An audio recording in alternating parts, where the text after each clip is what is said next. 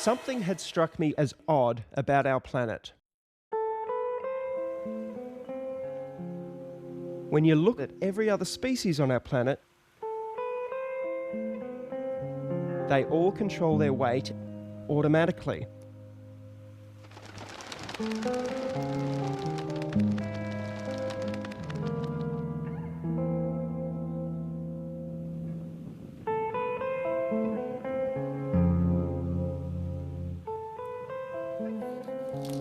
The only exception was us. And any animal unfortunate enough to be fed by us. I just couldn't understand why we were the exception. Why did we require willpower and everything else did it on autopilot? So I applied the only relevant skill I had, which was looking at evidence. And I found there was very little evidence for the standard eating advice we are normally given, and there was a whole stream of evidence which had been largely ignored. In fact, what we have been told about nutrition is dangerously wrong.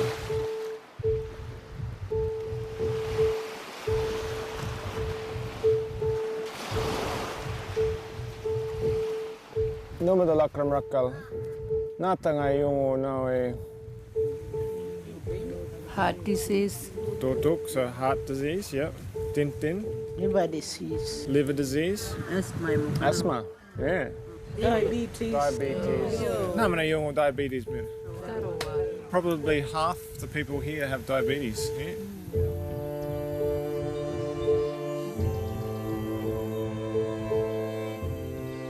Diabetes, heart disease, high blood pressure, kidney disease, all what we call chronic diseases. When did those diseases start? 70s.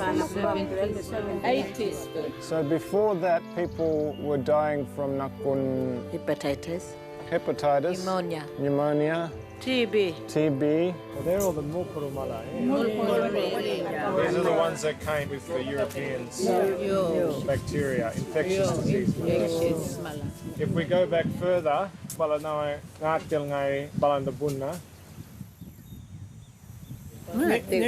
Ya ka ngatil ya ka biyan ay kadalak. Ngatil ya ka ngatil. Gunda minananwalkan. Wala dingga nga lang kanila. Accidents malakan. Look tuyul ko wait turkan baru lupan na. What's the main? Old age. Old age na. Wawa. Paano na.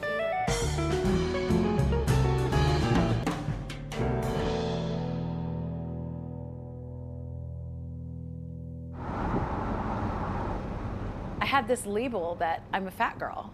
I am overweight. I have asthma. I've always had asthma. I have a rescue inhaler, and then I have a maintenance inhaler. My rescue inhaler is becoming like a regular inhaler where I use it 2 or 3 times a day. And I've just gotten used to it now. And I've been in the hospital a couple times for asthma where it got really bad. When people talk about wellness and health and are you well, how do you feel? My automatic pilot is always, I'm great. My vision is getting worse and worse very rapidly. I had 3 fibroids and one was really big. Upper respiratory infection. They put me on a broad spectrum antibiotics, mega doses of prednisone, azithromycin. And so I have this standing prescription. I'll just take it myself. I was also diagnosed with ADD. I don't know if that came up anywhere on there. This is really important. So when Yeah. was the ADD? I'm like, oh, and incidentally.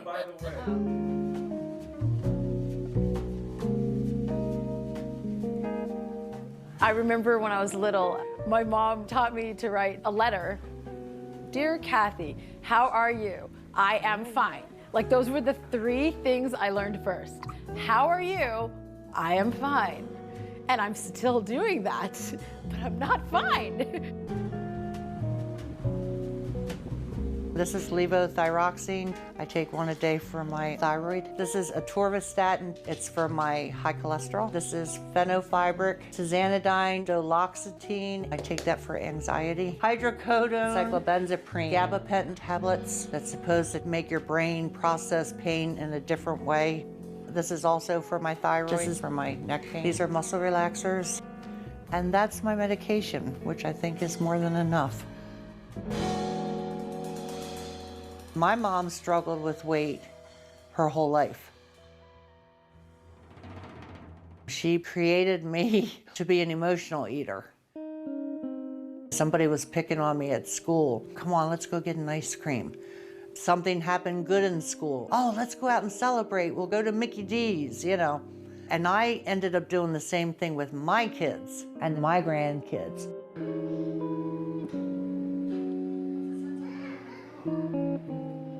My mom finally developed the Alzheimer's and the dementia. And I saw the progression of the disease from start to finish. And you know, I forget things now and I can't think of words, and I start thinking, oh my God. You know, I'm the same way. I've gotten to be the same way. You know.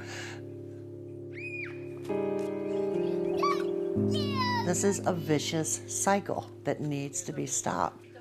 Kim, my daughter, she has arthritis. She has lymphedema. She has hypothyroid. Her daughter, Kaylee, is 9. She has celiac disease. Barry's children are 5 and 4. Barry and Lauren, my son and daughter-in-law, they have a daughter, Abigail, who's 5. Abigail, you want to come back with me? Okay, sweetheart. Just step right up here. She has autism. She's nonverbal. She has epilepsy. She has central sleep apnea. No.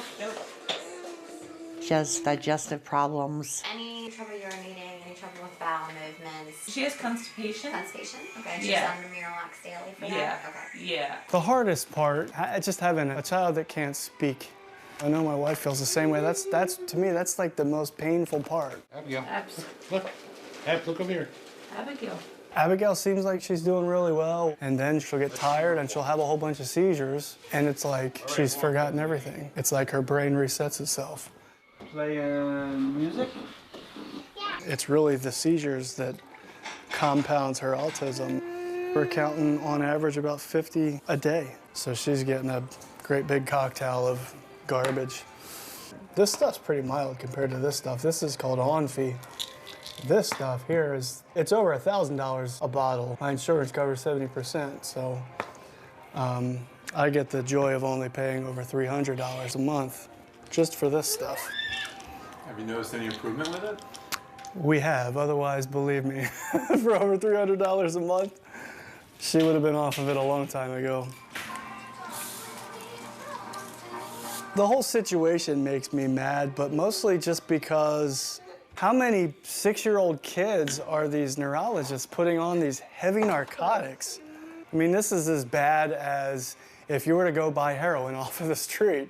And that's the first thing that these doctors are trained to offer the kids. That's it. Good job. I hate it. The lump in my throat as I was reading. The side effects, man, I mean, may cause harm to yourself or others, may have rashy, irritated skin, may cause sleeplessness. And I've seen my daughter have some of these side effects. We're gonna need a lot of help for sure. I have no idea. I have no idea how we're gonna do it. Do what? Switch her diet. She refused just about everything except for like the goldfish and Doritos. So.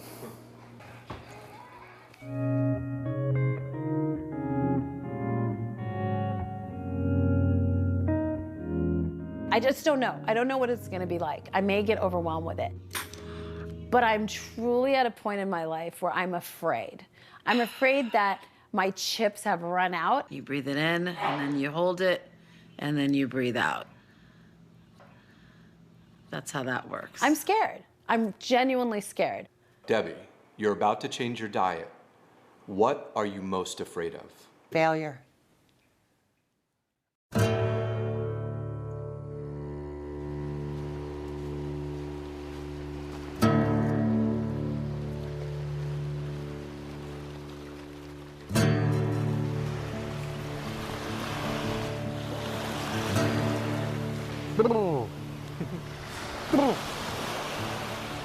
Wishing for luck.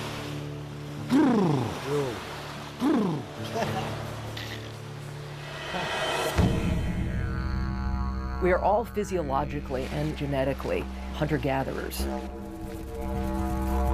We've only been consuming an agriculturally based diet now for maybe 500 generations or so versus more than 100,000 generations, not 100,000 years, but 100,000 generations on a largely meat and fat-based diet. We have the brains that we do because of the enormous amount of fat that we consume as a species throughout our evolutionary history. Suddenly now we're eating a carbohydrate-based diet. And in the last 13 or so generations, since this thing called the Industrial Revolution, this has just gone down a slippery slope. You are the oldest culture on Earth, is the Yolngu culture. 40,000 years. So anybody that has a go at us, don't talk to us unless you've got 40,000 years of research. Yeah? The American scientific expedition that came to Arnhem Land in 1948 showed that Yolngu people were extremely robust. No chronic disease, great teeth, well-built, muscular. I remember Yolngu in the 70s, rippled muscles, they were like supermen. I came back in '83 to see a population that was decimated. This chronic disease tsunami that is now wiping across the Yolngu population. Funerals are just this constant part of life here. Well, you finish one and then the next one arrives and then the next one arrives and you can kind of get a funeral fatigue. 6.3 markup. And all of life is needing to be reorganised around that. There are definitely still people alive today who, as they were growing up, were living a traditional lifestyle. We're running out of those people.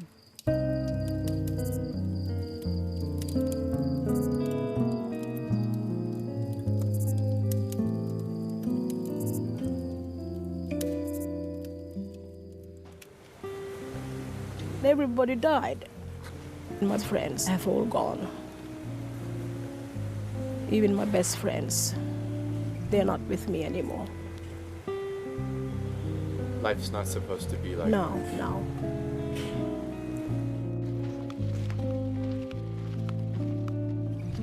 Dear Angel, can you tell me in your own words why are you here at this retreat? Why I can't talk when I'm walking. Okay, fair enough. Maybe down at the beach when I'm sitting and I think my body maybe weren't built to do some walks or I don't know. I remember when I was a little girl, I used to come with my grandfather. We'd be walking along this beach.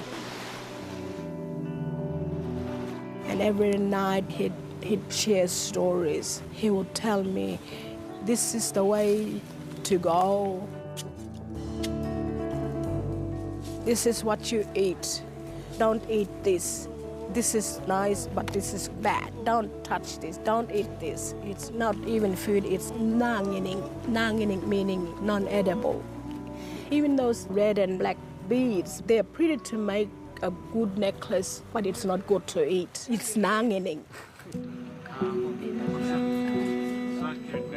So much has been done to Yolngu people to send the message that they are inferior and that whatever is going on in the dominant culture is more powerful and superior, and that definitely applies to people's perception of food. This one's got caffeine.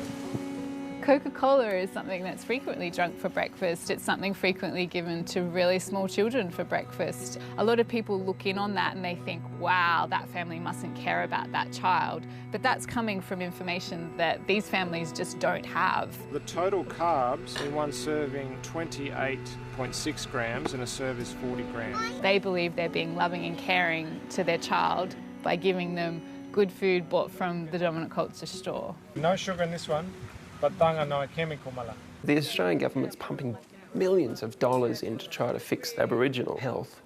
And here's these two individuals that have managed to do what they're trying to do on a large scale. What they're managing to do is to say the way that you had it before white person came was actually the right way. We have ancient wisdom and we have modern wisdom. And I think the two need to work harmoniously together, in balance.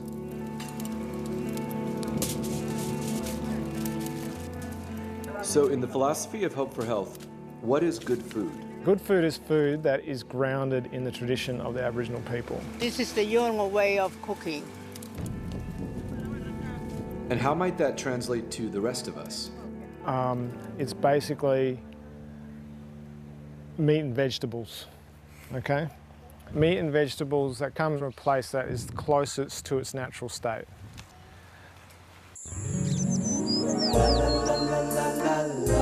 Years ago, there was a commercial for a particular margarine. That's not margarine, that's my sweet creamy butter. This woman, who actually turned out to be Mother Nature, tasted it, and she said, it's not nice to fool Mother Nature, and made lightning happen and thunder. The fact is that processed food is not natural. That's trying to fool Mother Nature. Should I get the trash bag out? Probably. We should be eating the foods that nature provides, not that are scientized, not that factories provide. Would it be okay if I sat down on that chair over here? Go through the store without a problem. Okay, I'm sorry. Your mom is the daughter of my father's sister. So your dad is my mom's uncle. That's right. Dude, everything in there is gonna have to go. I think it's probably best if it does. Pastaroni. What is pastaroni? Pasta. I guess. Even the name in and of itself tells you how highly processed it is. It's somebody's brand name. Abigail, get down. Any food preferences? I know you gave me the 3-day diet diary. Those are her food preferences. SpaghettiOs, chicken nuggets, goldfish. Goldfish is a normal. Doritos. What about drinks? Apple juice. Apple juice. We've hijacked our taste buds with food-like substances that are not whole food, that are not real food. Here's a good one. Imitation vanilla flavor. Propylene glycol, sodium benzoate, phosphoric acid. Doesn't that sound lovely? I don't even know what it is. Right. The whole low-fat thing is completely wrong. So we're gonna add more fat to the diet. I mean, good natural fats. That's avocados, olive oil, meat fats from pastured animals like beef tallow, duck fat, lard. Having the federal government get behind the low-fat diet changed vastly the food system. You know, companies flooded in with all their low-fat products, responding to this huge demand. One of the most insidious things that market does for us, light. Light. Misspelled light is even worse than spelled correctly light. Every single day now we have newfangled foods and food-like substances being introduced. And then on top of it, we're genetically modifying and adding chemicals and things that we have no way of adapting to. There's added sugar in everything. Ketchup, sugar, juice for the grandkids, sugar, sugar, sugar, corn syrup. The applesauce is corn syrup? High fructose corn syrup is the second ingredient. I would have never guessed. Fructose. There's not going to be anything in here. We have found a winner. You know what? Scratch that. There's sugar again. That's something. Yeah. Wow. Obviously, we will never again eat cereal in our life. Perfect. Get rid of it. Bread and other grain-related products are really worrisome, A, because of their gluten issue, but most importantly, because of their carbohydrate content. I don't even know if we need to say anything about this. Yeah. Just no. Okay. I call wheat the perfect obesogen. Food perfectly crafted to make you fat.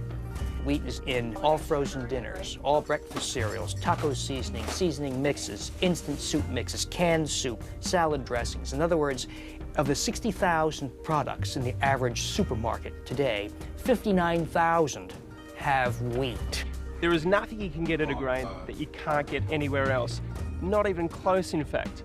Meat, seafood, vegetables, fruit, nuts and seeds, and eggs have so much more to give. Maple and brown sugar, heart healthy. You know that can't be right, right? Wheat was added 10,000 years ago, which sounds like a long time because it predates the Egyptian Empire, the Greek Empire, the Roman Empire.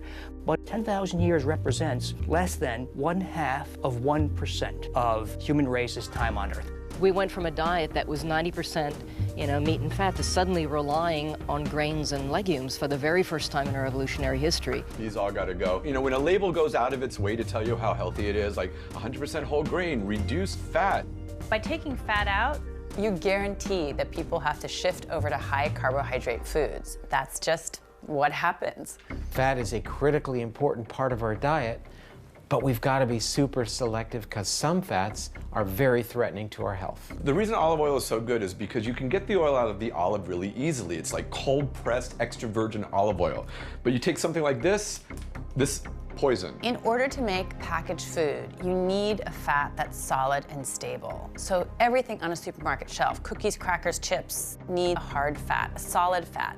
That's what gives it shelf life. If you get rid of butter, suet, tallow, lard, traditional fats, as our guidelines told us to do, what's left? Hardened vegetable oils, which is basically trans fats.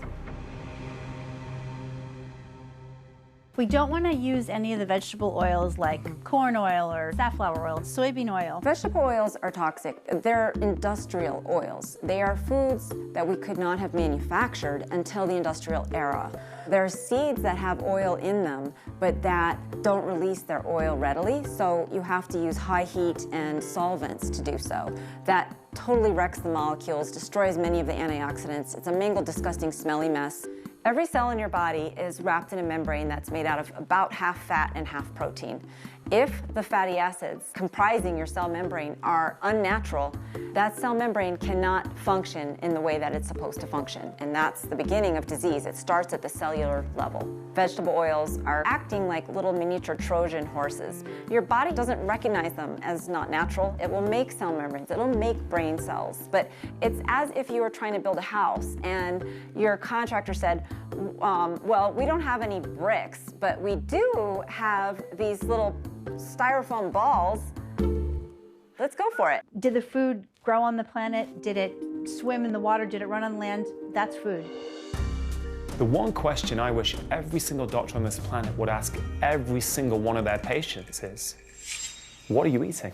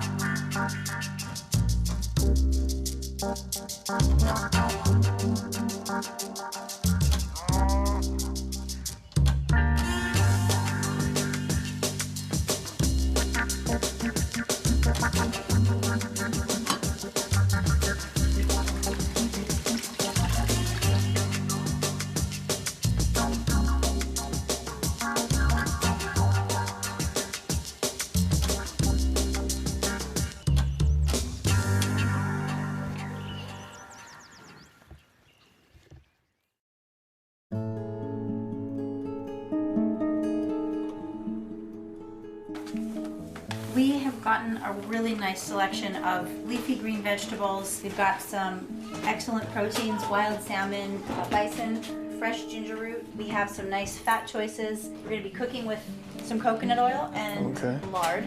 What we're doing is focusing on things that are natural.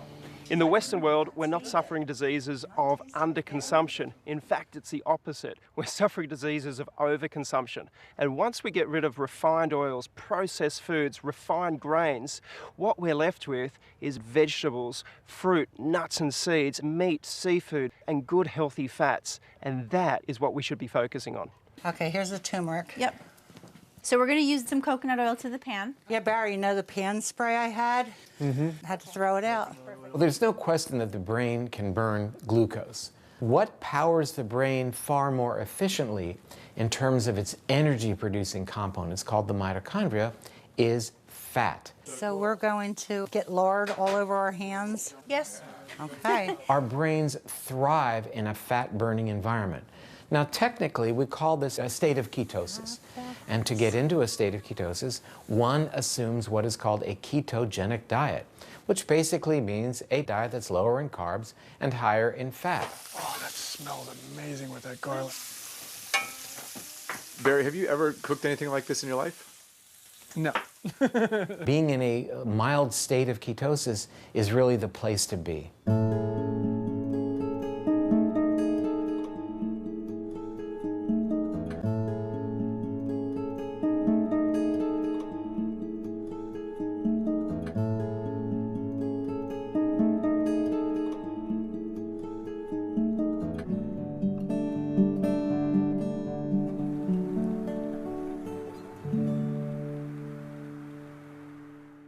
Okay, this is my first video diary.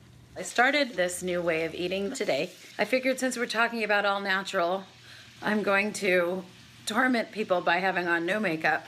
Okay, I know this is not supposed to be a big old cooking show, but here we have some lamb with the bone in, and I am sauteing them in some coconut oil, and the green you see is kale that I just removed. And I made some riced cauliflower so that I can feel like I'm having carbs. Bone broth in all of these, by the way. Normally, I would just go out and eat 3 times a day. I'm so used to grabbing and going, but I am really gonna do this. I am gonna do this. I have to do this.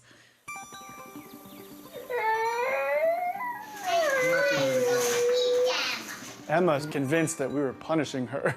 You eat some chicken? No. No, why not?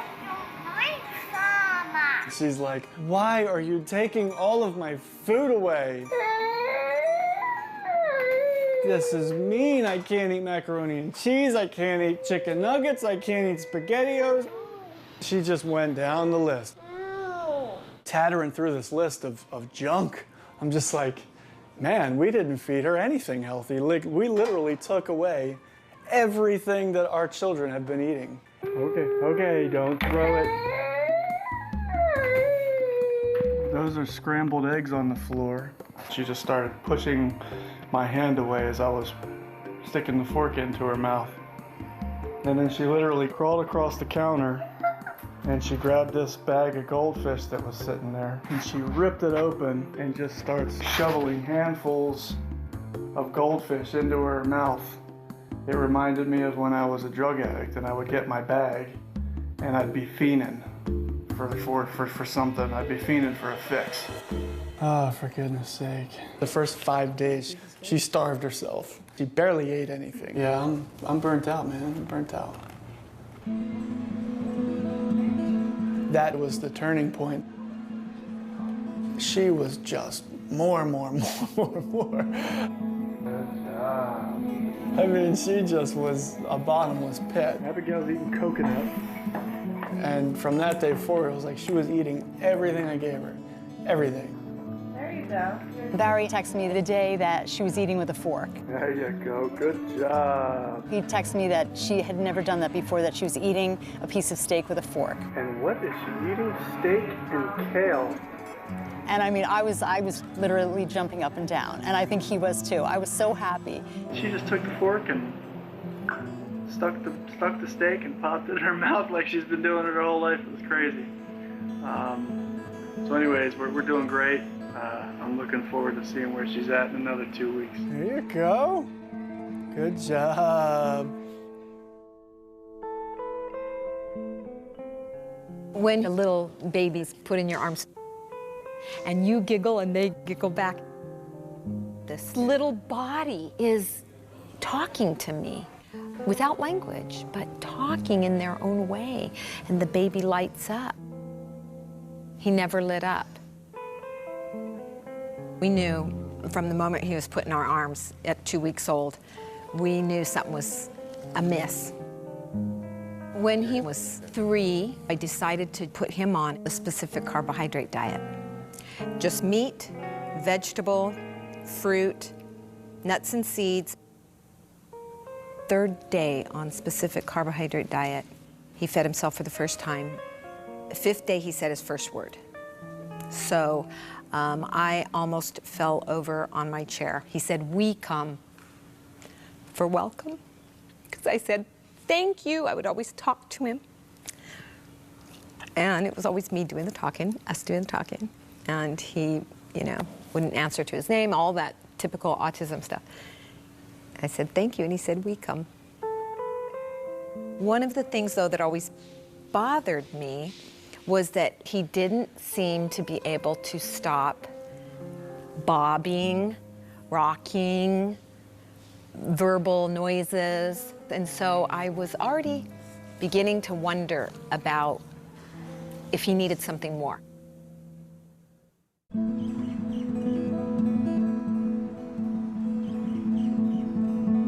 We're at the Shriners Hospitals for Children in Honolulu. We take care of children with brain-based disorders, Specifically, we specialize in autism, ADHD, and other developmental problems. Use this hand and tap your fingers.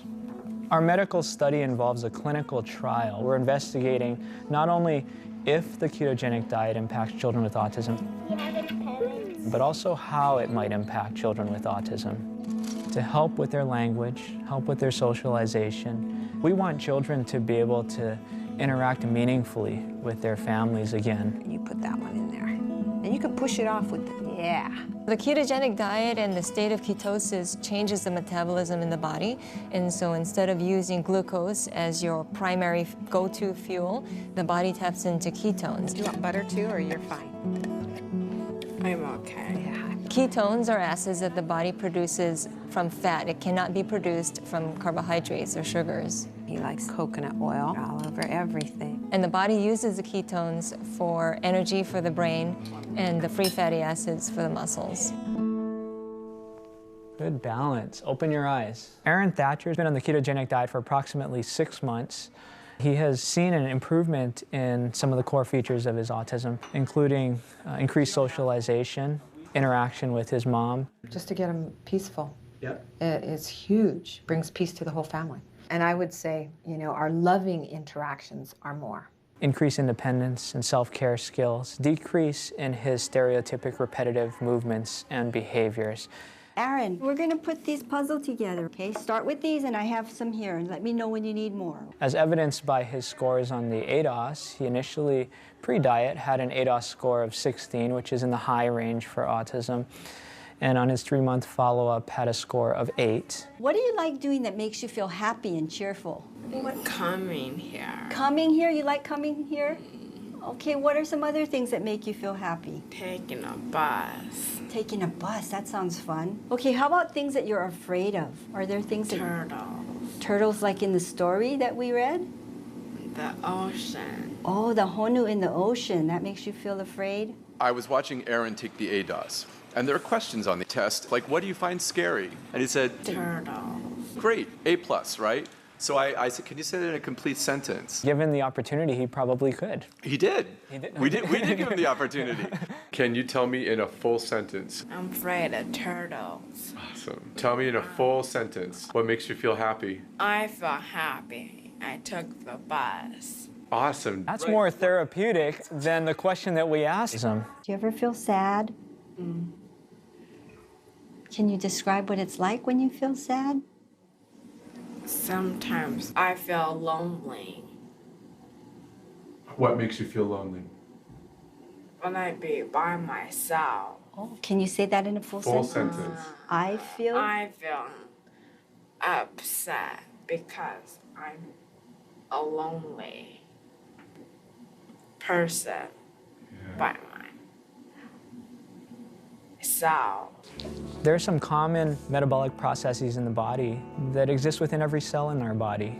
If you take in a medicine, you're targeting a specific mechanism within the body. Whereas if you approach it more broadly, such as through food, we might be able to influence a variety of organ systems, including the brain, the pancreas, the liver, muscle cells, blood vessels, etc., through one intervention.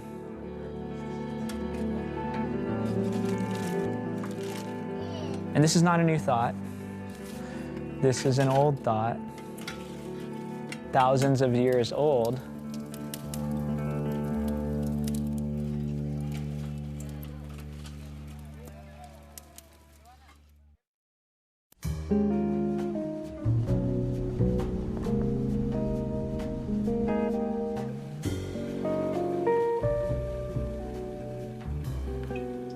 I think that eating alone only bolsters the little hamsters in your head that are telling you what you should and shouldn't do. I mean, I rarely will sit and eat a meal alone without there being some little commentary going on in the back. Well, you really should have less of this, or you really should have done this or that. There we go. Look at that beautiful bird. Oh, that looks so good. But when you eat with other people, you end up talking and bonding and sharing. I like that. I just like that better. So you'll see there's meat and there's fat in here. You don't have to eat it, but it's really good. It's interesting with the fat that's floating. I've become so ingrained over the years of fat's no good, don't want fat in my diet. You know what I mean? It's hard to like. I thought about your face. I'm like, Lisa's gonna be like, I cannot eat that. I thought about you. Well, it all started with Susan Powder back in the early 90s. Yes, with the spiky hair. Yeah. I'd go buy a fat-free cake and I'd eat the whole thing and I'd be like, I'm eating fat-free. But all of that sugar turns into fat. It's carbs. So they say it's fat-free when really... Yeah, when you're eating it at the time, it's fat-free. It has no fat in it. but what does it turn into once it goes into your system? Fat. More fat.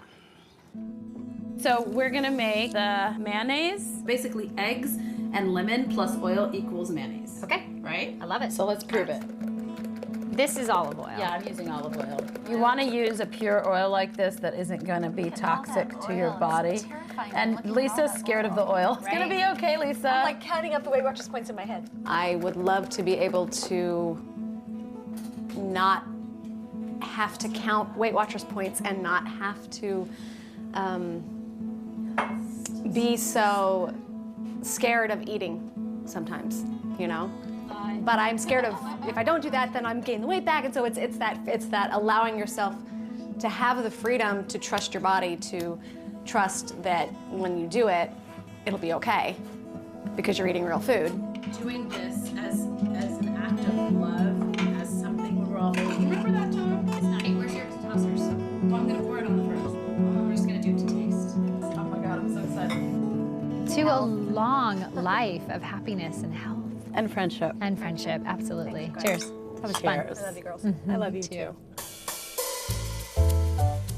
In the 1950s, the nation was really in a panic about the rising tide of heart disease that had come from pretty much out of nowhere to be the nation's leading cause of death. In 1955, President Eisenhower himself has a heart attack, and he's out of the Oval Office for 10 days. So the nation is fixated on this problem, an urgent public health problem.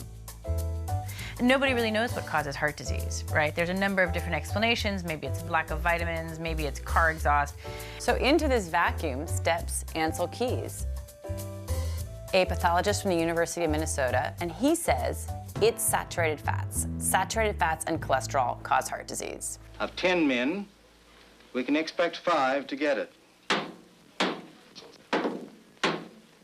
And that was his hypothesis. He had an unshakable faith in his own beliefs. He was called a bully even by his friends. And he was able to get his beliefs inserted into the American Heart Association. So the first ever dietary recommendations telling people to cut back on saturated fat and dietary cholesterol to avoid heart disease were issued by the American Heart Association in 1961. That's the beginning of the story. It's the tiny little acorn that grew into the giant oak tree of advice that we have today and that we can't back out of. What was the evidence for that recommendation by the American Heart Association? It amounted to one study, coincidentally performed by Ancel Keys. That's the 7-country study where he went to 7 countries around the world, mainly in Europe, but also the US and Japan. And he sampled nearly 13,000 men, and he looked at their diet, he looked at their cholesterol, and then he waited to see who had a heart attack or who died of heart disease. I mean, he had a hypothesis that saturated fat caused heart disease, and he was out to prove it. For one, it's very clear that he cherry-picked his countries. He had done a number of pilot studies. He knew where people were not eating much saturated fat and had low rates of heart disease, like Yugoslavia and Italy. And he ignored other countries, also low rates of heart disease, like Germany and Switzerland and France, where they ate a lot of saturated fats. He didn't go to those countries, which would have disproven his hypothesis. His study showed that low saturated fat intake was associated with low rates of heart disease. Associated, but it doesn't mean that reducing saturated fat is what caused those people to suffer less heart disease. It was also true that these people ate very little sugar. In fact, they also found in that study that what correlated best with cardiovascular death was sugar. Then what ensued was a tremendous amount of science to try to prove Ancel Keys' hypothesis right. Billions of dollars were spent in large clinical trials, the most rigorous kind of science you can do. And they were done in mental hospitals and veterans hospitals, the kind of experiment that you can't do anymore because it's considered unethical. And at the end of billions of dollars of research, they could not prove Ancel Keys' hypothesis.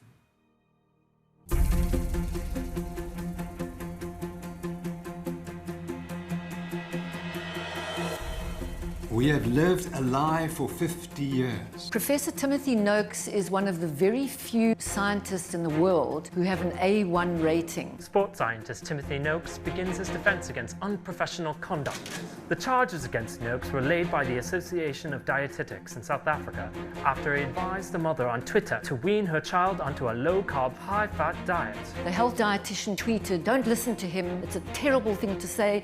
I'm going to report you." This will seriously harm our profession. The dietitian went on and lodged a complaint with the Health Professions Council of South Africa. That's the regulatory body for unprofessional conduct. That is the most serious charge you can level against a medical doctor. It's time for us to take charge of our nation's health. This is the modern-day trial of Galileo.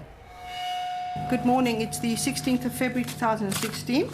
We continue with the professional conduct hearing against Dr. T. Noakes. And Professor, you are still under oath. Thank you, Madam Chair. Yes. This is a unique event in the history of modern medicine, that a scientist has been charged with giving unconventional advice and can get up there and say, actually, it is not unconventional. It has been in the literature. The Association for Dietetics in South Africa is very, very much a gatekeeper of nutrition advice and the official dietary guidelines of South Africa. It's time to look at the results and the outcomes and say maybe we got it wrong.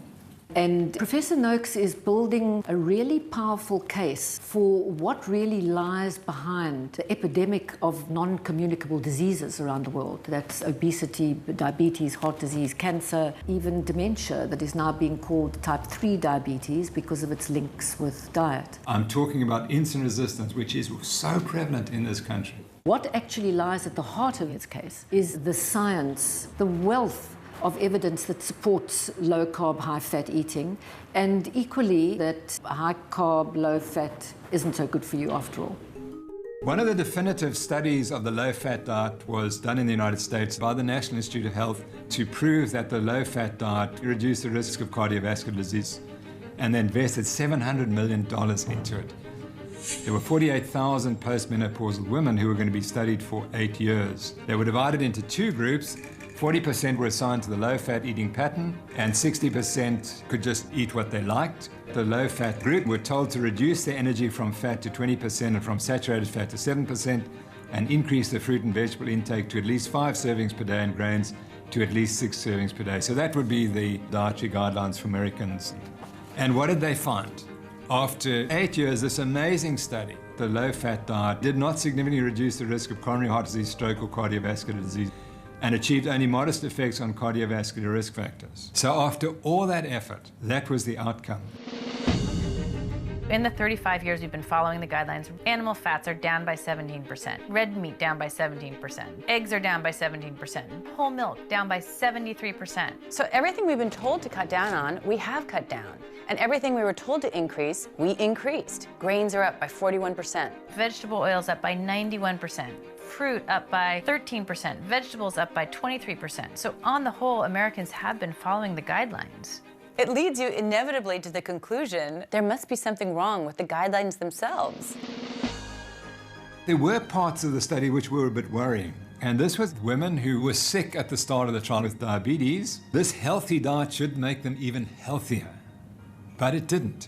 Women with diabetes did worse. And what I found interesting is they've never reported the 8-year data on the women with diabetes in that study. And you have to ask, why? When these study results are coming out, they're deeply inconvenient. This hypothesis has been adopted not only by the American Heart Association, but also by the National Institutes of Health, the entire federal government, medical societies, and a number of industries, the vegetable oil industry, ADM, Monsanto, Bunge, some of the biggest companies in the world, and the grain industry and the soybean industry. So these results had to be ignored somehow or suppressed. I've been left with a very disturbing feeling that this hearing was set up from the very beginning. We'll adjourn tomorrow, 10 o'clock sharp. There is much more at stake than a simple tweet. There are powerful vested interests. People stand to lose a lot, whether it's status, money, in accepting Professor Noakes' viewpoint.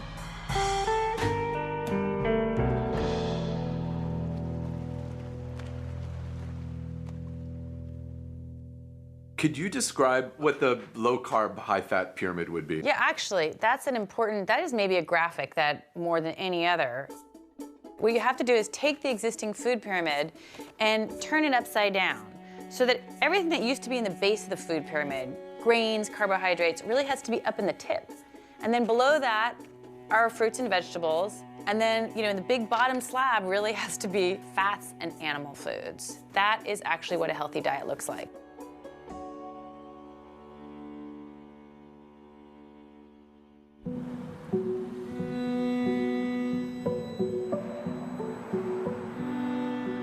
Hi.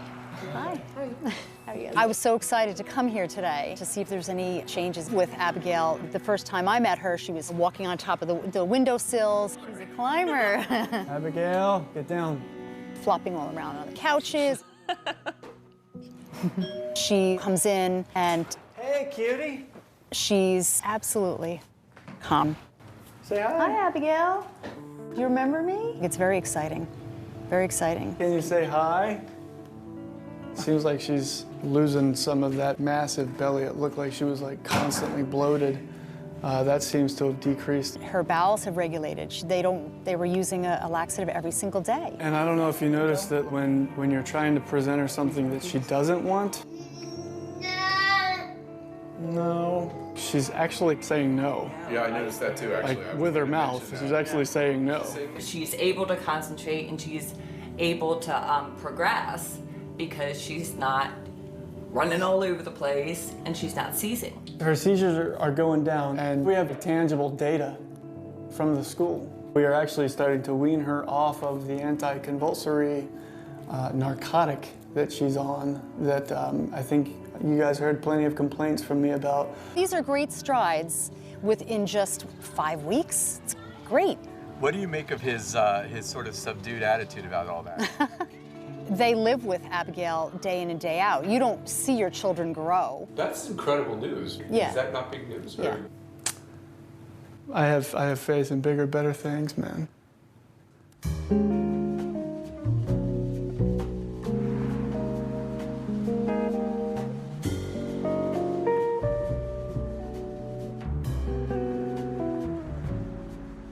All right, let me just get my recipe for this one.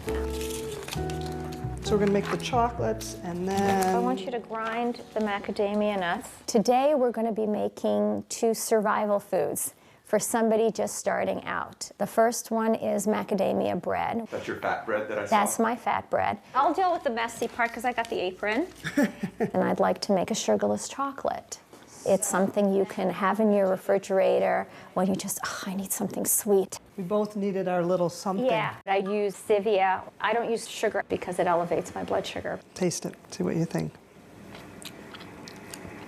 I think it's perfect. I think it's perfect too. I think it's perfect. Everybody needs to learn a new word. It's called hyperinsulinemia. We're going to grind the macadamia nuts into a butter. We are constantly triggering our insulin.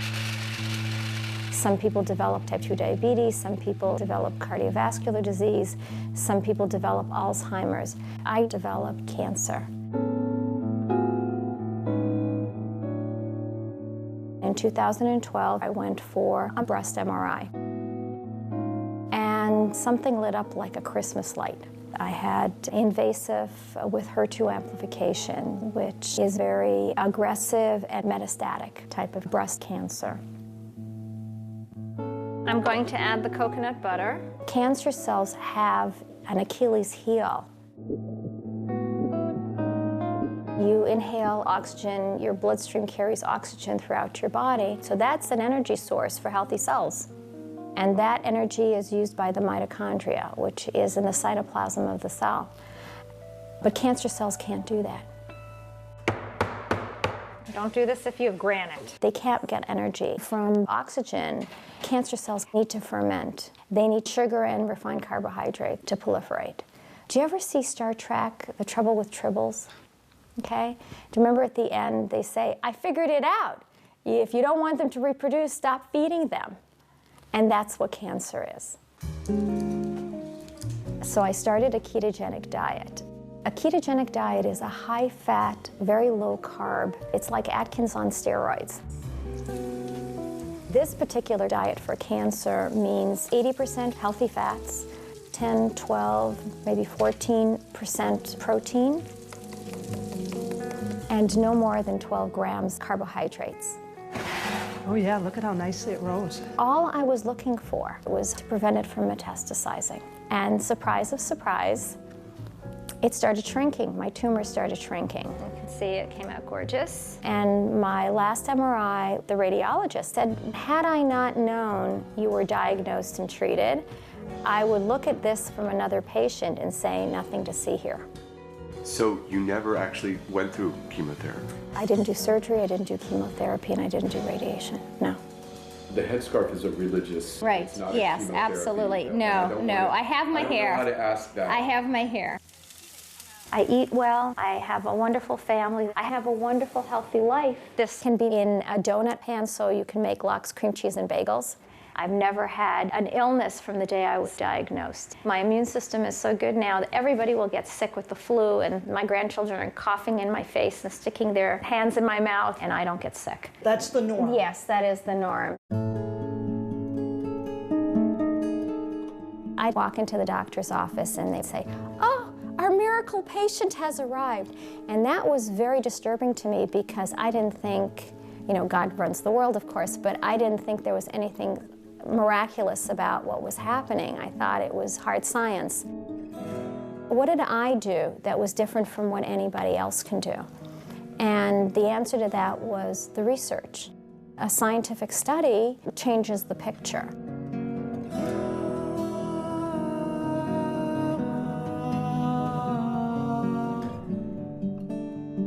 Cancer is described as an immensely heterogeneous disease. That's in fact a buzzword that's now very much in the literature. If you have a primary tumor, this cell can have this mutation, and right next to it you can have a cell that has different mutations, and the cells in the metastases have still different ones. And so what happens is, no matter how you target your cancer therapies, you're going to end up catching some of the mutations, and then some of them are simply going to be mutations you didn't hit with these particular therapies, and then those cells are going to be the ones that survive and come back to get you. Most cancers are treated by cocktails of multiple drugs which fail. They also subject the patient to toxic side effects and poor quality of life while it's failing. But in some respects, the more heterogeneous the cancer gets, the more it tends to converge to a common metabolism. That cancer cells depend on glucose as a source of fuel. That then could lend itself to a metabolic approach which targets just that. I don't know that that's going to be the case in most cancers, but it still doesn't stop me from being optimistic about the idea of using diet as an adjunct to chemotherapies and other forms of therapies to improve the overall efficacy of treatment.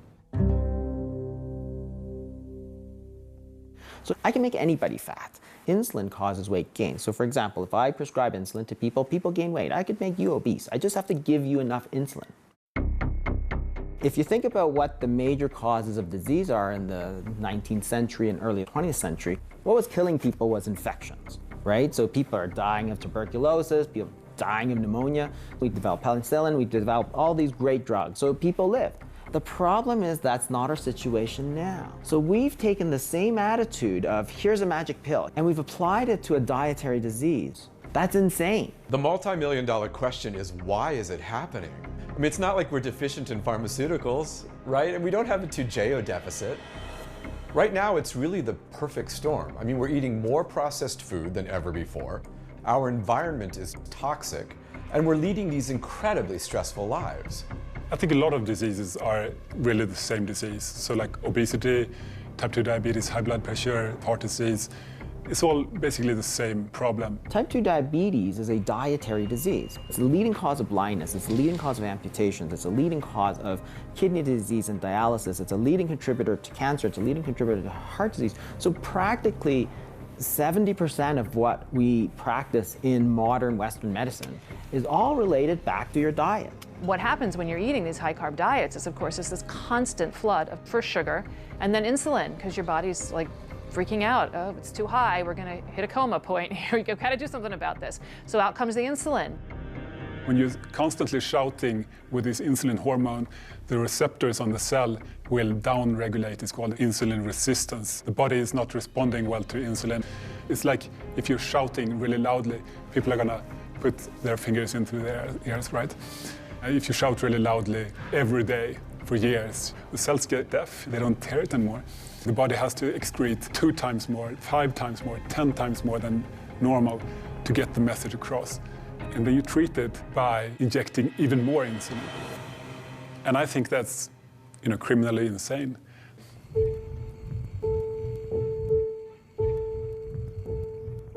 When you start on the Lantus, which is the long-acting insulin, you start out at a certain number and then you gradually increase it by like 3 to 5 units a night based on what your sugars are. So I think I started out at 20. This is 4 years ago. And I was up to 55 in no time. When you look at diabetes type 2, it affects every single system in your body. So it's not just the insulin and the sugars. You end up getting, I have peripheral neuropathy where I've lost feeling in my feet. I have gastroparesis. I have early kidney disease. I have, what else? I have coronary artery disease. The arteries in my whole body are pretty much affected. This carotid artery is 99% occluded, meaning that I could have a stroke at any time. We had talked on Friday. Yes. And so you decreased your insulin even more. Did you have any issues this weekend? Where were your sugar levels? No,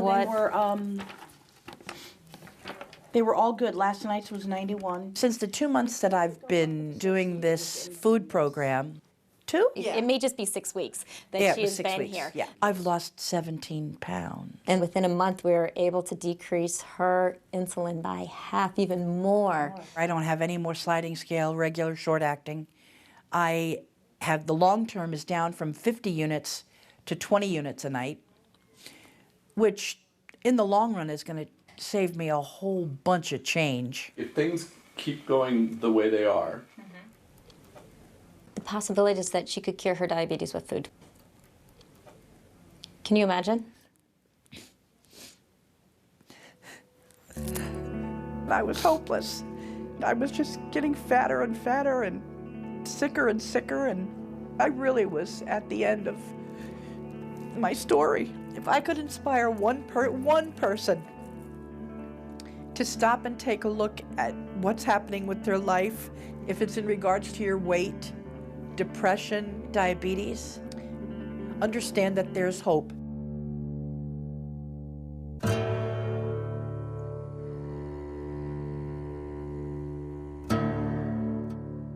When they rounded up the tribes in this country and put them on reservations, they were starving, and the U.S. government gave them commodity foods. Consisted of white flour, sugar, and lard. What do you do with white flour, sugar, and lard? Is you make fry bread. It's our concentration camp food.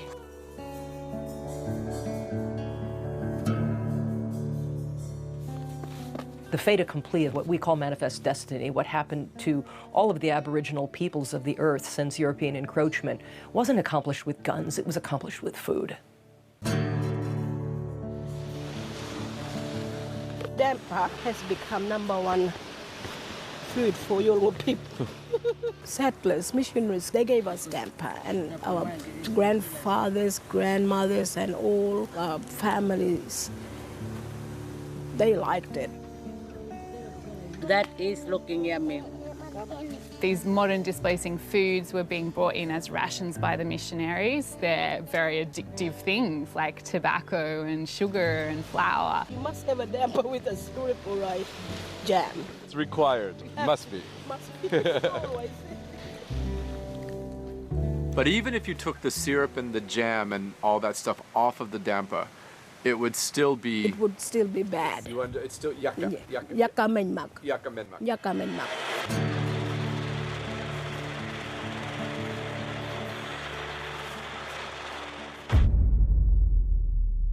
Maize has become our staple food. It's called pup in South Africa. It's mostly prevalent in impoverished rural communities. In South Africa, that's mostly our black population. So when we talk about maize being the staple food in Southern Africa, we have to understand how it got there. It was a decision by the South African government to produce maize on an industrial scale. And the question is, well, was that good for our people or not? It's not indigenous. It was never indigenous to South Africa. All our maize is genetically modified. It's refined, it's high carb. You might as well be eating a bowl full of sugar. And dietitians, including the one who laid the complaint in the first place, are proponents. And I'll argue that it was the introduction of maize and making this a staple food which has been a problem for us. Madam Chair, objection. I really can't see how the details about something based on a conspiracy theory is relevant. Madam Chair, in respect of the influence of industry driving the obesity epidemic, there were sponsors for ATSAN. There were a number of sponsors, including Kellogg's, Pillsbury, etc. If you work with a flawed model of just energy in and energy out, you forget about how behaviors are modified. You forget about how addiction comes about. You forget about how advertising influences the whole epidemic. I am submitting that that is irrelevant. The objection is overruled. Professor Noakes, you may proceed. Thank you, Madam Chair. What I learned during the process is the key to this debate, that industry completely controlled what the information coming out to the public was. And I exposed that in one chapter. These guys know what they're doing. You know, it's not an accident, I don't believe, that people are hooked on all this junk and processed garbage. The Global Energy Balance Network was a front for Coca-Cola. There's something bigger going on here. The whole food system needs changing. What Coca-Cola is doing is to control the messaging of obesity globally by controlling the scientists. One of the tactics that industry uses is they'll fund studies that are designed to confuse the record. Their goal was not to talk about obesity. Their goal was to confuse the public. Almost all scientific conferences depend on industry funding, even to discuss a subject. If there's no funding, nobody's interested. Nobody wants to even talk about it. It's like depriving a field of oxygen. I've repeatedly been told that there's no evidence to support the low carbohydrate diet. That's incorrect. This is a randomized controlled trial published in 2008 by Dr. Finney. These are expensive trials and there's no money to do it. He does not get funding from the National Institute of Health. He has to go and raise his money himself. This is the evidence. He's putting people with a metabolic syndrome, half of them on a high carbohydrate, low fat diet, and the other group on a high fat ketogenic diet. Look at the results. Body mass and abdominal fat, high fat outperforms high carbohydrate, low fat diet. Triglycerides are one of the key markers of metabolic syndrome, down 50% on the high fat diet. We tend to overconsume carbohydrate in this country because it's addicting, but also because we produce it in ridiculous amounts. If you fly from New York to LA, the majority of what you're flying over, all those little circles and squares on the ground, that's America pumping out carbohydrate as fast as it can. That's the 30,000-foot view, that's what's happening, and that's reflected in our grocery stores. Now here's the HDLC, which we all told is the good cholesterol. What we're not told is when you eat a high carbohydrate diet, your good cholesterol comes down. And you go on a high fat diet, HDL cholesterol goes up. There isn't a single multinational corporation on planet Earth that wouldn't stand to profit from every man, woman, and child consuming a carbohydrate-based diet. That very particles that are damaging our arteries are increased on a high carbohydrate diet and reduced on a high fat diet. It's incredibly cheap to produce, it's highly profitable, and it keeps you perpetually hungry. What could be more perfect? Now, this is even more remarkable. Saturated fatty acids in the bloodstream, which greater your risk of heart attack. Now you eat more saturated fat, and the saturated fatty acids in the bloodstream go down. Pharmaceutical companies are profiting from this. Weight loss industry is profiting from this. Undertakers are making out like bandits. About the only people that aren't profiting from all of this are the rest of us.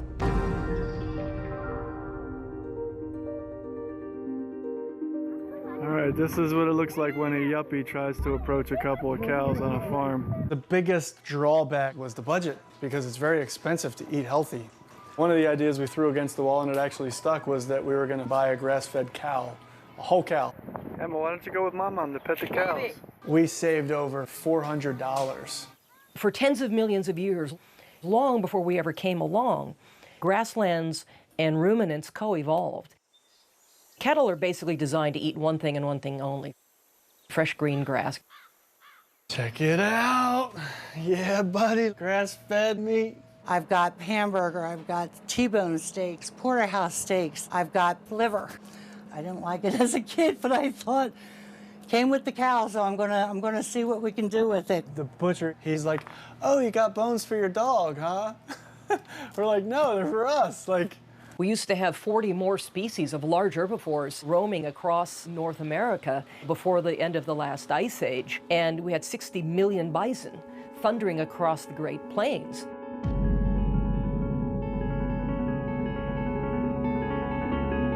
Today we have 60 million cattle that are populating feedlots.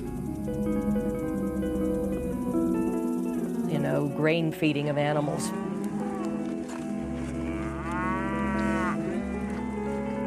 And what do grains do to cattle? They fatten them up. We could take a hint from that.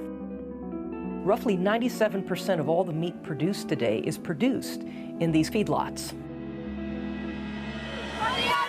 Go vegan! For health! Go vegan! And where we hear passionate vegetarians and vegans and animal rights advocates screaming about how we raise animals for food, I'm standing right there with them.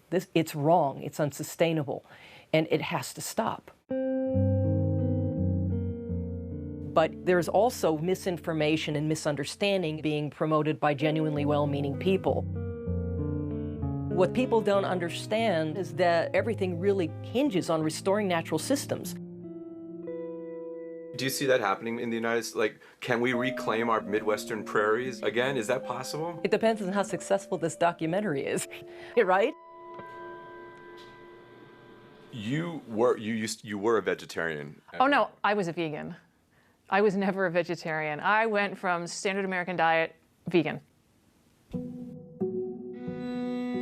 I think when I started as a teenager, I had very good impulses about the world that I wanted and the ethical base that I wanted to form the actions of that were my life, that were going to be my life. That hasn't changed. So justice and compassion and anything that questions human hubris or human entitlement, those are the only values that are going to get us to the world that we need. The problem is information. And with a different collection of facts, a different set of information, I might have made a very different decision. If you want to reduce your carbon footprint, one of the best things you can do is eat locally, grow your own food in your own backyard. So I took this up with a fervor. I really wanted to do all this. So made a garden happen and pretty immediately hit the wall of what do plants eat? We're used to thinking of plants as sort of insensate salads. They actually have needs. Well, I'm going to get the organic whatever, and I go to the farm store and I'm looking around, and every single thing that's an amendment that is for fruit, like strawberries, it's bone meal and blood meal. Well, where do I think minerals come from? Well, I don't know. I've never done this before, and I'm horrified. I mean, I don't even want to smell it. I don't want to touch it. It feels so unclean. And where does this bone meal and blood meal come from? Well, it comes from, you know, from animals. It's like where it doesn't fall out of the sky. You know, like I know this is about dead animals. It's horrifying to me. What do? I have to supply what the soil needs, and what the soil wants is dead plants and dead animals. And I can't take animals out of that equation. I mean, it's absolute hubris to think we can. That's what soil is. That's how it evolved. That's a thriving, living community. There are insects, and they want to eat strawberries too. So either I'm going to kill them or I'm going to get some creatures that will do it for me. And I went ahead and got chickens and ducks. Again, this was this just tremendous moment of ethical and moral meltdown. So now I'm enslaving these chickens and ducks to do this terrible thing for me, which is kill. You've never seen anything like a duck eat a slug. You want to see happiness? This is what I live for, was what my duck said. And boy, was she a happy little creature, the chickens as well. So they ate all the bugs for me, and I never saw another slug. Animals tell us what they want. You know, if you just let them do what their nature is to do, then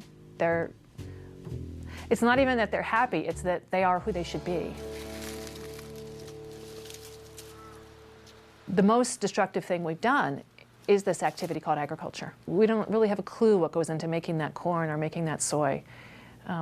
All we know is that, you know, you look down on your plate and it doesn't look like a dead thing. Therefore, it somehow must be peaceful and kind and sustainable. And we're utterly wrong about this. You have to understand what agriculture is. You take a piece of land and you clear every living thing off it. And I'm including the bacteria in that. So all the plants and animals that are supposed to live there, they're gone. Now you're going to grow an acre of corn or wheat. That corn is going to require things that are not there for it, and you're going to have to come from the outside and apply them. It's going to take a lot of fertilizer, insecticides and fungicides, because you're fighting a war, right? All those other plants and all those other little animals want to come back. Now, another thing that happens is every time you plant that corn, you're destroying that soil, a prairie or a grassland. It's the perennial roots that make channels for the rain. When you only have annuals, they don't live a long time, so they don't have time to build long roots. So year by year, you are drawing down that soil. And then, of course, all that soil washes off. You know, if you're on any kind of a slope, it all is just going to go into the local river and kill it with all that dirt. So now there's no fish either.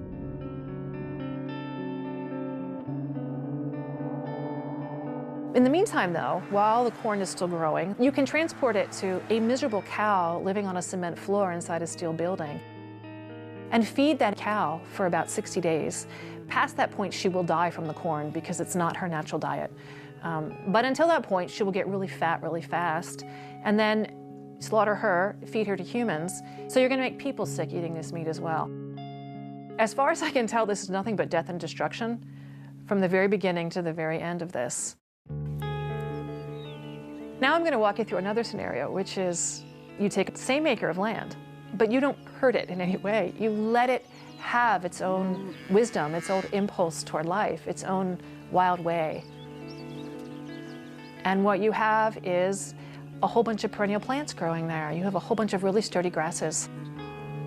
You've got big birds and you've got ground-dwelling birds, and then you've got small mammals and larger mammals. You might even have, every once in a while, a really big mammal come across there. You know, you might have a wolf or a bear or somebody. And in the meantime, you've got a ruminant.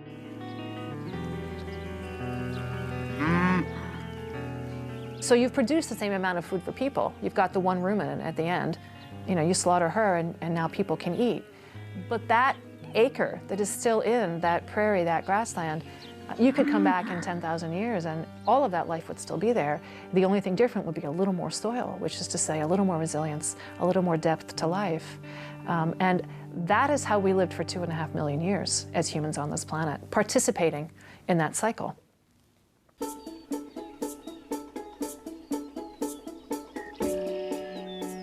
We're here in the Shenandoah Valley of Virginia, and what we do is pastured livestock. In nature, herbivores live in large groups and they migrate. All we're doing is duplicating that kind of migration, moving the animals across the land so that this choreography, this ballet of the pasture, can perform its dance on the grass. When people say eating this way is unsustainable, oh, listen, it's not only sustainable, it's actually what we call regenerative. It allows the grass then time to regrow, to recuperate. Grass is essentially 95% sunshine. This takes sunbeams and converts it to something that has weight. And amazingly, the herbivore can take this, ferment it in her rumen, and turn this into arguably the most nutrient-dense food in the world. Grass grows in what I call, you know, an S curve. You can see that S. So diaper down here, teenage, rapid growth, and then nursing home out here. What we want to do is keep this forage in this rapid growth state as much as possible. So the role of the herbivore in nature is actually to prune the grass to restart that rapid metabolic capacity. This is what builds soil, hydrates the landscape, and actually sequesters carbon. This is the system. When grass is allowed to be as productive as it's supposed to be, it actually is far more efficient at converting solar energy into biomass than even trees. That's why all the rich, deep soils of the planet are under prairies with herbivores. And if every farm in the world would do this, we would sequester all the carbon that's been emitted since the beginning of the industrial age in fewer than 10 years. When a confinement animal facility shows a picture of this hog factory or chicken factory or whatever, They're not showing all the land that's required to grow the grain to keep it going and all the land that's required to handle all the manure that it's generating. In this system, you're seeing all that land.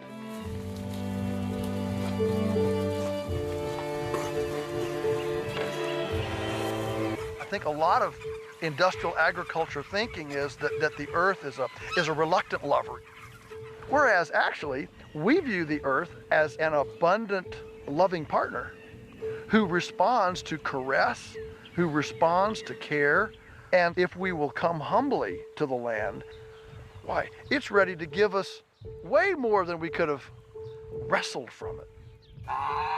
This is the mystical, awesome cycle of life, and to be able to be this close to it has a humility to it, a perspective that is actually quite profound and actually quite historically normal.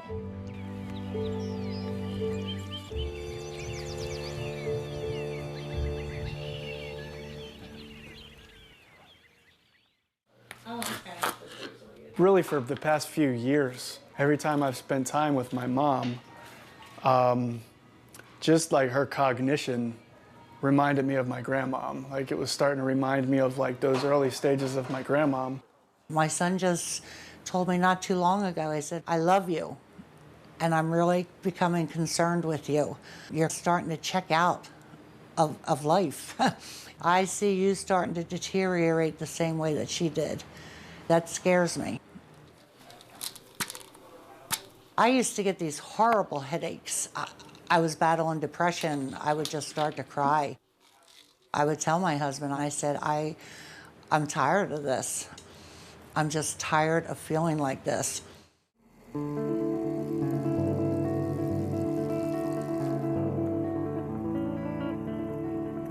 Since we started eating clean like this, I have not had, and I kid you not, I have not had one of those headaches, not one. My energy level, my thought processing, I mean, I've seen remarkable changes. You know, until you've been there in that dark place, you can't really grasp the magnitude of it. I have been there and I have lived that. It's like a vicious cycle, you know? And this is just so much better. Does it taste like a strawberry? Was it good? Yeah? To sit down and have a conversation with my mom, and she's clear-headed, like for the first time in years. You gotta squirt water down into the hole. I feel like I've got my mom back. I can't wait to see in 6 months from now, what other changes could there possibly be? The good news is something I never thought I would hear myself say, that I am completely off all insulin. Oh, Patty, Yeah. congratulations, that's incredible. Yeah. And your blood sugars have been completely fine? It's been 10 days. Are you kidding? But who's counting? How much weight have you lost in entirety? 45 pounds so far. It's so exciting. 45. I think that's 3 dress size. I'm halfway. I would like to lose 90, so. I find that so fascinating. The first lines of defense are always like, take this pill, take that pill, that medication. And like, oh, you're at the end of your rope. And so maybe you should try changing what you eat. I think I always knew that, but I don't think I knew how. And as much medical knowledge as I have, even nursing, I don't think they teach you enough about nutrition. I mean, that kind of makes me a little bit embarrassed to say, but it's been a whole big lot of reflection. A whole new world opened up. I think that's what was amazing to me. I mean, I just... Yeah. Anyway, I can't I'm happy. hear that, so thank you for that. Thank you. There's something implicit in all of this that no one seems to be saying. The human body is a vastly complex system, but how we fuel it is really simple. If we fuel our bodies correctly, then the complexity should just take care of itself. So, metabolically speaking, there are really only 2 fuels we can use. They are sugars and carbohydrates, which is glucose, and fat, which is ketone bodies. If we go with the notion that fat is the fuel that nature has intended, then suddenly all the dominoes just fall into place.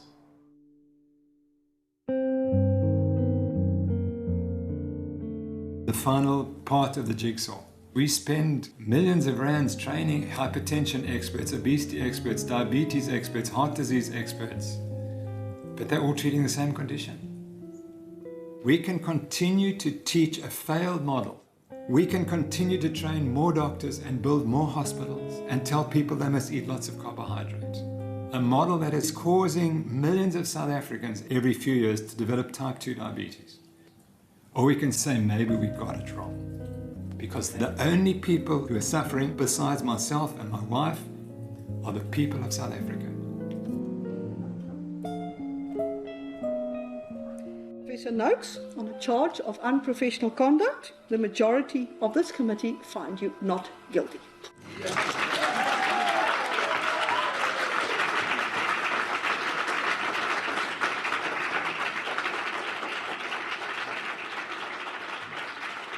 You've got to let it go and watch it grow.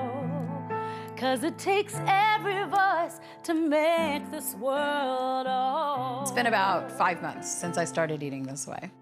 My clothes fit better, my skin is clearer, my voice is clearer, my mind is clearer. This is all about the freedom you want. I was having ongoing respiratory infections most of my life. I haven't had a single thing. No antibiotics whatsoever. No antibiotics. I haven't needed it. I haven't used my inhaler for about 3 months for any reason whatsoever. But I did not expect my lungs to clear out. But to actually sit down and talk about No more inhaler. the first unto the last, connected, Our bodies are perfect. directed, we fly. If you don't actually take a moment to just revere the way nature works, just truly look at it, at how perfect it is, you're in for trouble. 'Cause if you listen to the voice within, a melody will soon begin, and you'll feel the vibration in your soul.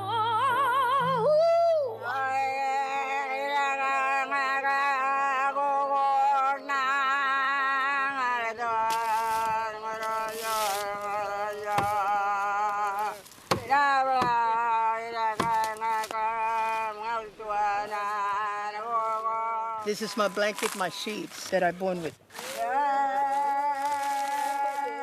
My mom used to always make me warm with this, like this.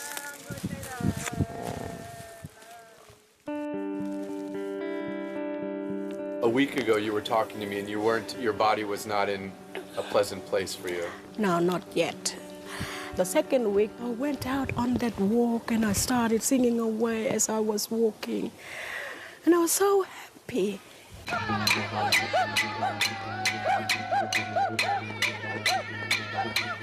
My body was rejoicing. Rejoicing? Brilliant.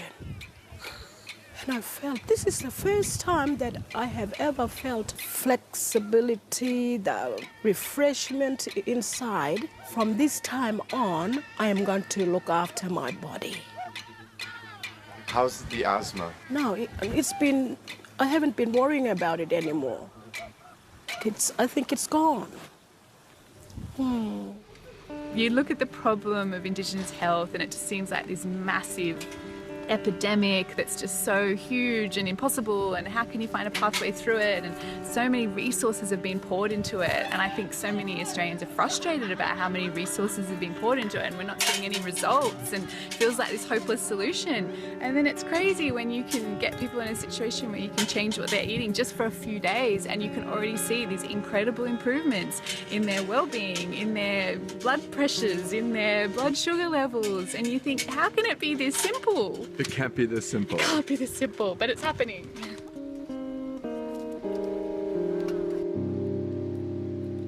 Look at that everywhere. Learning all of this, so nice.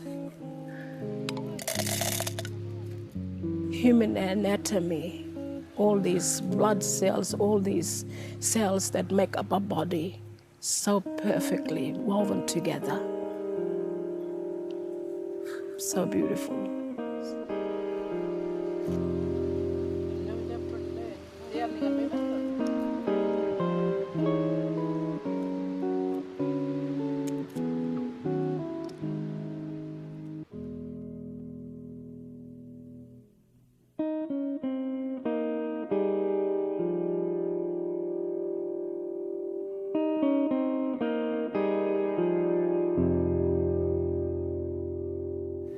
touch your nose. Touch your nose. Boop. One more time. She's pulling her hand. Boop. That's it. That's your nose. One more time. Ready? Boop. Abigail, where's my nose? There. Nose. It's almost like her brain has had this certain way of functioning. Like biologically, it's functioned as a brain of a person with autism until we started to give her the nutrients that her body and her brain needs to start functioning normally. Can I have the block? Can you give it to me? Good job. Oh my gosh, I never saw her do that. Give the block to Daddy. Daddy. Come on, you silly. Yes! Now, give the blocks to Mommy. To Mommy. Mommy. Give the blocks to Mommy. Good job. Yes! There you go. Thank you. But at this point, she's like 6 years behind, so she's starting at the level of a 2-year-old, or whatever developmental level that Abigail's at.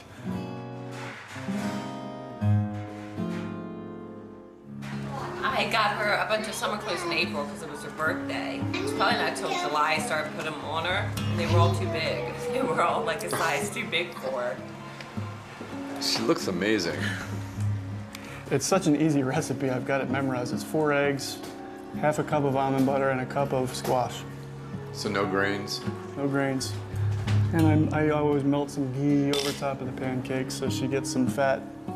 There's a child trapped in this body that is, you know, crying out to be released, you know? Hey! Hey! And it's like she's waking up. Yeah.